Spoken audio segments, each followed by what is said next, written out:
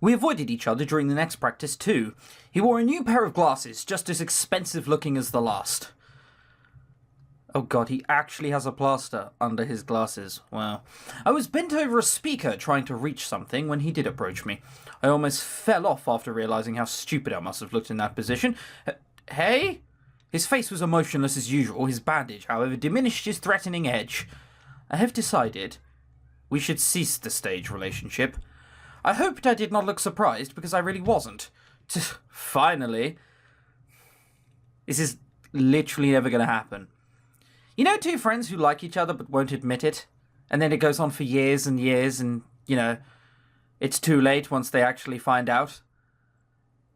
It's sort of like that, but a lot more complicated. Right, to prevent mistakes. Was I offended? It felt like I was. He got heard for doing something over the top and now he was done with it. Well, why shouldn't he be? If I baked him all cookies all the time and one day my house burned down from it, no more cookies. It was for the best, after all. I'd rather be locked in a phone booth than go through that night again. Maybe Rose and the fans would understand. Wait, why was him sexually harassing me the equivalent of me baking cookies? It's not. I leaned over his face, hiding my face. Do we make it official, or... No, people are not stupid. He said the word stupid funny. You know, I didn't think he'd ever said that word before. Yeah, they are, but whatever. Okay, cool. I unplugged the speaker, unfortunately making a loud pop while doing so. When I stood back, he was not there anymore. I was relieved. For God's sake. Relieved? I blamed a kiss for that. Not the one that got him hit, but the one in the bathroom. The one where I saw him. How can I let myself just kiss him like that? We were alone, no fans to fool. Unfortunately, the incident was more than a mere slip of the... Okay, bad analogy, yeah. A very bad analogy. That would be our last real conversation for a while. Move the camera down. Not only did we ignore each other in public, but in private as well. We talked, sure, but it was all pointless and non-engaging. We only spoke about business. Asking him for money to replace our amps was the hardest thing I had to do in a long time. Fortunately, he said he would take care of it, getting me out of an extremely awkward situation. What else do you think he was going to say? Stick two fingers up at you and go fuck off? In fact, he just agreed with everything I said all the time. That was really what got under my skin. The longer we went on like this, the more I beat myself up about the incident. But hadn't he kissed me as much as I kissed him? Or was that just what I wanted to believe? Our little weekend jazz sessions came to an abrupt halt. He didn't invite me back to his apartment anymore, and I wasn't going to stoop low enough to ask. I had to spend my free evenings with Emmett, and that kid is simply too much for me to handle sometimes. He is a bit annoying. Robin and Emmett, I mean, they're not a match made in heaven, are they? God, why can't we just forget what happened? Why wouldn't he look at me? He didn't give me the chance to try and read him. I've done more embarrassing things, like sleeping with the wrong guy. Hell, I've done my huge share of huge, grandiose, life-changing fuck-ups. Sterling mentioned one last episode. How does a little misplaced kiss count as being the worst of all? Well, I guess occasionally we all make mistakes and fuck up, huh? Fan meeting! Oh, we can't talk to you. Apologizing.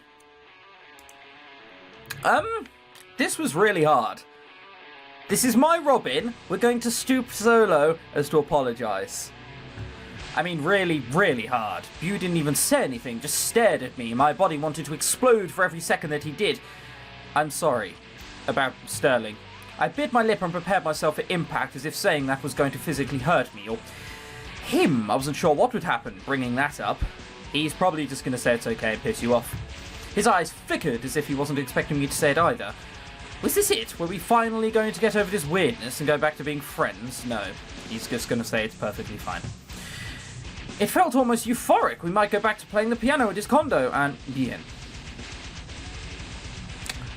Look, I don't want to, piss on your parade, but I did see that coming. And he just walked away. He just walked away from me. That was the hardest thing I've ever had to say, and he just... Not even his standard "you're welcome." I wasn't angry, I was destroyed. This was what pure anguish felt like. I sucked up everything so that maybe we could just go back to whatever we had before, and now I just wanted to crawl in a hole and die. But he was just Bew. I was just getting so worked up over him. Over how he looked at me, how long he looked, what he might be thinking while he looked. He needed to get out from under my skin because he was making it clear he just wanted to forget anything that ever happened. Like he didn't just kiss me, but he did. But I didn't look lonely, I couldn't have, because I was with him. I kicked the nearest thing and ran away. He looked somewhat solemn. Did he always have that pose? I don't recall. Also, for those that want to see the money, we got that much. We got enough. It's not brilliant. We can't even hang out with him anymore. Alright, well, I guess back to just playing gigs until something happens. Woohoo! Why can't we just be with you? I can hang out with you?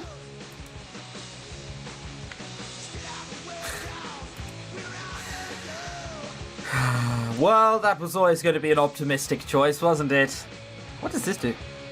Oh, right. I can give him a gift. Don't tell me I'm supposed to just give him a really expensive gift. Is that why it's taken me here? So that I can buy the most expensive thing and then give it to him. Hang on. Shop. That one.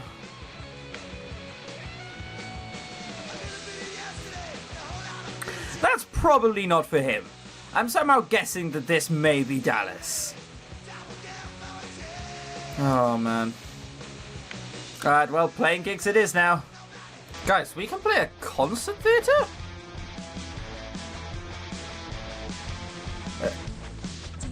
Is this new? I don't remember doing this at all. Huh. Alright, well, we can play here now, apparently. I've been doing the fourth one for God knows how long. I swear we were able to do this at some point. You only allowed to do it during, like, specific places. Whatever. I want this song, right? This song. Look at this fucking popularity. It's quite big. We should really change out this one, too. We'll do that next time. I want, like, this one to become the fucking classic, right? Alright, well, here goes this incredibly difficult gig. I swear I've done this before. This just looks fucking difficult. Oh, here goes nothing. Just about did it. Just. There were a lot of fuck-ups in that. 261 is supposed to be the highest score I've ever had. Oh, for fuck's sake! Alright, well, at least, like, we get 30 popularity. That's more than 25. Wait. Alright, so we haven't played there before or done something beforehand. CD sales aren't looking terrible, but we need so much more popularity. I don't know. Before I do another album, I want to do, like, I don't know, 800-900 popularity. So we still got a fair few gigs to get through, right? All off screen, of course. We're up to 500 popularity, which I think is halfway. So it's only taken us 24 parts to get halfway, huh? Should have started playing more gigs beforehand, really. There's a scene. At the end of the month, Bew approached me. Oh god, don't go where I think you're going. Since we've distanced ourselves from each other, I got a little excited. No, really excited. Maybe nervous? Robin. Yes? He took out an envelope. Oh. This month's stipend. I limply took it from him. He looked at me without any interest at all. And that was new for me. It made me uncomfortable, even. We lingered for a moment, but it was clear he was going to leave first. So I left. He was right. What more is there to be said anyway? We were just two professionals in a business together. Everything we've ever done was strictly business, apparently. I'm an investment. He trained my voice to make money from me. We established characters and played them well, all for the sake of money. Money. It made me feel like a tool. No, like a whore. God, no. I didn't mean that. I'm just... Back in my room, I tossed the envelope onto the bed and flopped down next to it. I couldn't bring myself to look at it. I didn't even want it. Yeah, I know how weird that was coming from me. Robin, greedy two-shoes, who doesn't want the money. I breathed into my pillow. I've been coming back to lie face down on my bed every night. All I could do was think. I didn't even have the strength for drinking. I was so bored, even hearing about how humiliated Sterling was didn't make me happy. I did sneak a tabloid for old time's sake, and he was being positively smeared. It said his record deal was in jeopardy. It also said he, Bew, and I formed a love triangle, that I was a gold-digging heartbreaker. Sure, okay, whatever. So, not the only person's reputation the tabloids are trying to destroy. Obviously, if you're reading the tabloid, probably you don't want those people showing up to concerts, but details. As long as Clap or We Smite You doesn't suffer. It's a rather out-of-place name there, isn't it? They can say all they want about me. Not that I cared, nothing was fun anymore, it was hard to perform, even knowing that if I turned my head I would see him. I missed singing with him in the piano room the most. It was us two, just playing and laughing, and sometimes he would turn to me and smile. Look at the stupid way he wrote my name, so stupid. Was it curvy, Bew, huh? I rapidly turned over and picked out the contents of his envelope. I pulled out 5 $100 bills as usual. I flipped them over, blew into the envelope and looked inside. What was I doing? Was I expecting some sort of secret note from him? I'm sorry for being such a prude. Let's be friends again, Robin. Was that what I wanted? I screamed out. I shoved the money back into its prim and proper pristine white little perfect thinks he's better than me envelope. I didn't know if I was sad or angry. Angry, surely. I slammed myself back down on the bed, kicking the covers around. My eyes settled on the hula dancer figurine on my bedside table and I stopped thrashing around. What is he doing right now? Playing his piano? I'm hoping for a knock at the fucking door, I'll be honest with you guys. I threw the envelope in my hands across the room. He better not be. That was like cheating or something, right? Jesus Christ, look what he was doing to me. It was a fucking mess and I didn't even know why. Nope, no idea why. I called up Emmett and asked him if he wanted to do something. I had to get my mind somewhere else. He agreed, of course, so we took his dog for a walk. You want to talk about it? What are you talking about? I know that face. You're really pissed at someone. It's not me, is it? Apparently we tell him things, but not nearly enough. I rolled my eyes. Why would I be mad at him? Is it Bew? What? I snapped at him a bit too loudly, which I guess only confirmed his question. You guys don't talk much anymore. What did he do? He didn't do something low, did he? Because I can beat him up for you. Just say the word. You probably couldn't beat up you. You're like 12, but thanks for the adorable offer, I guess. I pushed him to let him know that I wasn't too serious about it, even though I was. No, dummy, forget about it. Oh, is it? Subtle as a fucking sledgehammer. Alright, you asked for it. I looked my arm around his neck, which he seemed to like more than fear. His dog barked as we laughed. After struggling around on the sidewalk for a bit, he conceded and I let him go. It felt good to get some of this aggression out. Oh, hey, look, they got instruments here. Huh? We were outside of a pawn store window. We pressed ourselves up to the glass to see inside. Well, look at that. Want to go in? You got a dog, moron. He scooped up Oink and tucked down him into the messenger bag. No, I don't. The dog he yapped from inside. It's still an audible dog. You can't play drums that loudly for that long. I gave him a questionable glance, but we went inside anyway. Most of the selection was just beat-up crap that you would expect in such a place. I wouldn't touch most of this stuff, let alone buy it. Hey, barkeep! The pawn store owner appeared suddenly, mumbling. Got any instruments that aren't pieces of crap? If you don't like my selection, lady, you can go elsewhere. Do you know who you're talking to? This is the lead singer for... Can it, Kirby? Oh, hey, you do look familiar. Oh, for God's sake.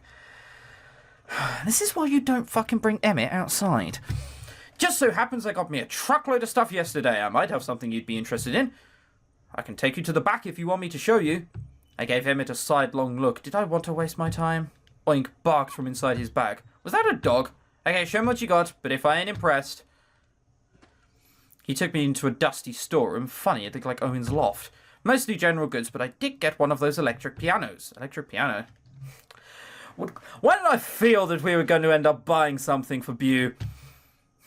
It looks old, but the guy who sold it to me was dressed in the 90s, so it's got to be worth something. He showed me the old synthesizer, I knew it immediately. Alright, this isn't where I was expecting this to be going. This was Bew's. What do you think? I stared at it. It was his, wasn't it? It had to be. Oh, the way you're staring at it must be nice and rare. I shrugged to shake off my shock. It's okay. I'll give you $100. Oh, ho, ho. Nope, sorry. This baby won't leave my store shy of $7.50. Damn it, man. I don't have time to haggle with you. Get out of your damn mind. This shit is probably broken. It's so damn old. $200 at the most. This thing must be a collectible by now. $6.50 is my lowest, sweetheart. I reached inside my pocket and pulled out a folded envelope. I looked at it briefly before pulling it open and withdrawing $500. I held the money out in front of his face with an attitude. You got me, okay? I want it. $500 right here, right now. Take it or leave it. He looked at the money suspiciously, but like a good pawn man, he took it from me and smiled. Now, that's something I can agree to, little lady. I sighed and ran my fingers through my hair. You want me to hold it here for you? For that kind of money, I expect you to ship it to my place. Fast, too. Well, now, I don't normally go... I said fucking do it! I flashed in my devil eyes, but in this case, as you're a famous lady, I think I can. Famous. Back at the register, I wrote down Bu's address on his copy of the receipt. I tried to explain to Emmett that we couldn't take a cab home because I'd spent all my cash. Why did you do that? My legs are tired. They're not broken, are they? How far did we walk? You know you've got to, like, start circling around at some point. And a dog in a cab? He pouted on the walk home, but he didn't ask me what I bought, thankfully. I thought about Bu the entire way and what I would say when he asked me about the board. And why did he sell it in the first place? He covered the thing up anyway. A sudden pang of fear jolted through me. What if it wasn't his old keyboard? Oh god, what if I just sent him some dusty piece of crap for no reason? There's no way he'd know it was me, would he? Unless the guy delivered it in person. Shit. What? I forgot something back at the shop. No, do it! Oh, for God's sake. Oh, he's probably feeling it. He groaned like a big baby. Go back without me then. I gotta get back before he closes, is what I meant to say, but I never finished. I broke into a run back to the pawn shop. Unfortunately, it was closed. The whole place was dark. I banged on the glass, what little hope it was worth. My body felt ice cold.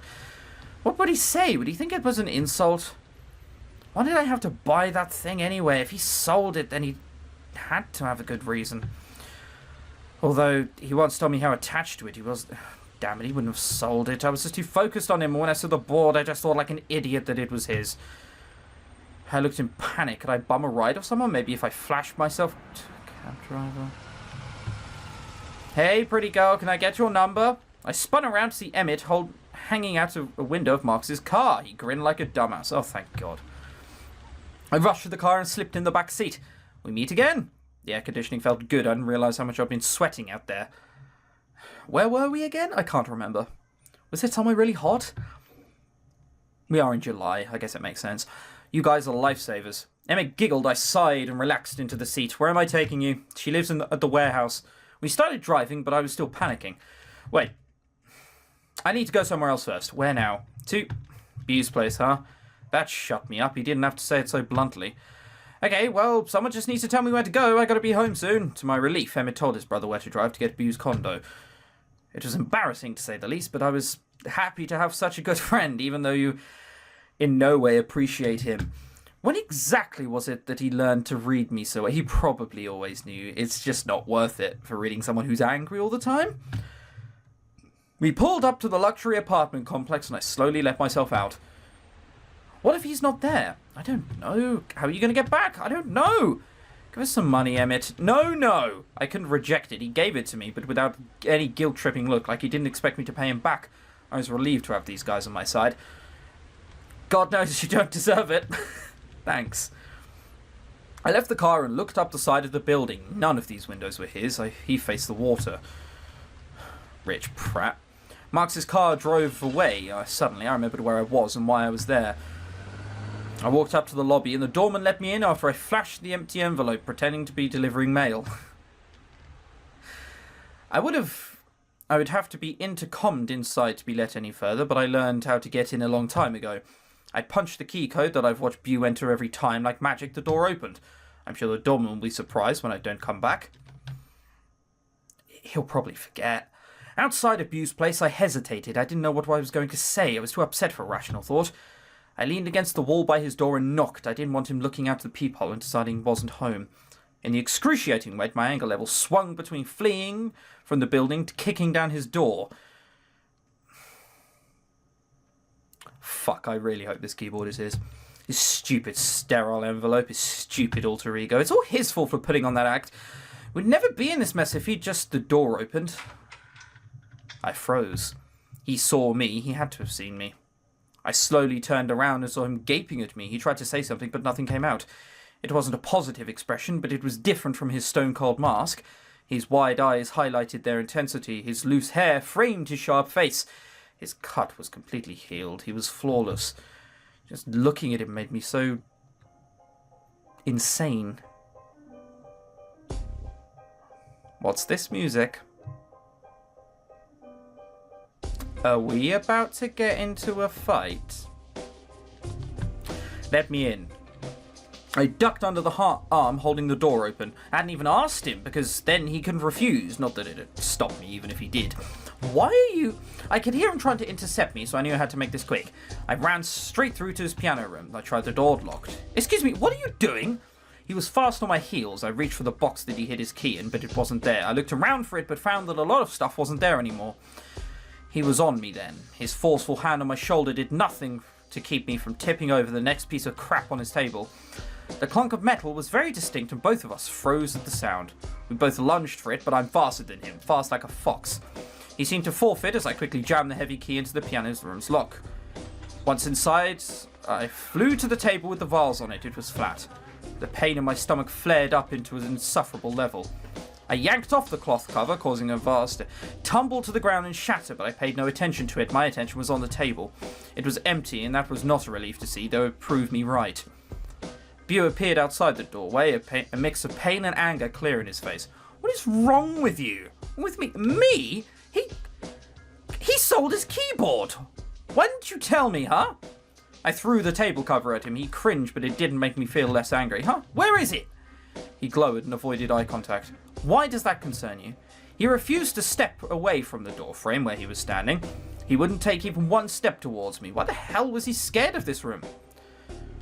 I charged past him and back into his living room. Where's everything else, Bew? Where is it? I don't know what you're talking about. I pointed to several locations. You had a magazine rack there, a footrest here. This whole table had expensive shit on it.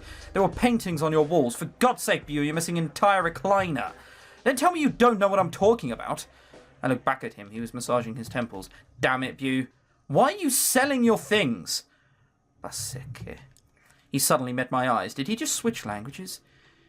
He couldn't regather himself or bottle his emotions. He didn't mask his pain. He didn't divert his eyes. He finally let me have it.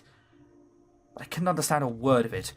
I suddenly raged as he began ranting off to me in French. Every syllable he spat seemed to jump from his lips and slam right into my chest. He went on, sentence after sentence of gibberish. I could only invent what he was saying in my mind, and none of it was good. Not with those eyes and that tone. As he progressed, his sentences became slower, sadder. I was stunned and quiet.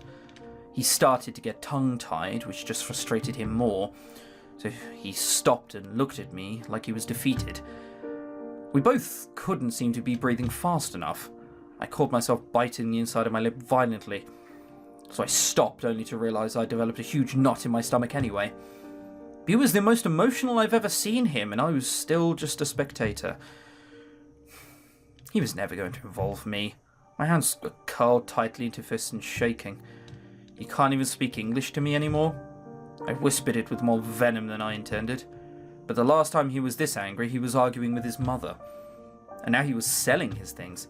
You have to lie no matter what. You can never let me in. Why was it always an act? Of all people, why me too? Never once thought that Bew couldn't offer to sponsor the band. He was a LeMay. He was like royalty. Just lie to Robin, huh? She doesn't matter. All those times I asked for money, a new pair of glasses he had to buy, my monthly stipend. He was just going to let me spend and spend until he was living out on the street. She'll swallow it like a fucking idiot. I am an idiot. I ran up to Bew to push him in anger, but all I did was run right out into him. Bew caught me and held my arms. Why didn't he just tell me? I looked up into his face so close to mine. His hands were as hot as coals against trembling arms. You should leave. Right now. He whispered, but it was not forceful. It wasn't command. He was begging me. Stop telling me what to do. He lied about everything. He was never real. He wasn't rich. It was all a lie. I wanted nothing more to do with him, but I lost that chance. I pushed against him instinctively. I could feel every curve of body as I fought against him. His chest was uncompromising. My mind blanked. I forgot my own name. The heat of his breath against my neck caused reality to trickle back in. I realized my arms were pulling him towards me instead of pushing him away. Bew wasn't resisting anymore, yet somehow we were still at war. The temperature of the room skyrocketed. I could only focus on his hands. The way his hands would burn me right through my clothes. Our eyes met. His face hovered just above mine. His soft gaze revealed to me the new man that had come out when he was ranting moments earlier. I wanted to wipe the tears from my eyes. I didn't want him to see. We were both naked. Tu sais que tu veux. I didn't know what it meant this time either, but I understood him. I understood it with every fibre in my body. Maybe from the rapid beating in my chest, maybe from years of watching cheesy movies. But at least it wasn't a lie. And that was all the comfort I needed.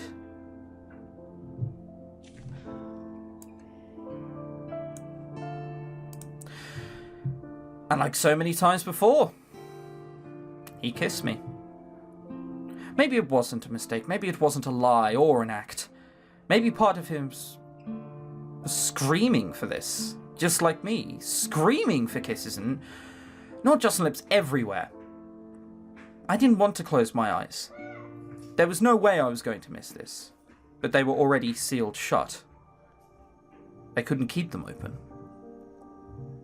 My hands began to move through his hair, down his chest. I grabbed onto his shirt to hold him close. I didn't want to change. I didn't want him to change his mind. I wanted this. I wanted him, but no, not the him that he showed off to the public. I wanted my Bew. His kisses increased in intensity, or were they mine? They were going too fast to tell. Bad relationships are bad, that's what he said. Each inch of me reacted violently to his hands. My body was almost volatile as my mouth was against his. He wanted me too, maybe as much as me, maybe more, but I've never felt anything like that before. I wasn't ready for it. No, I was ready. Just, how does someone keep themselves from exploding into a million pieces in this situation? Because this is how it was supposed to be.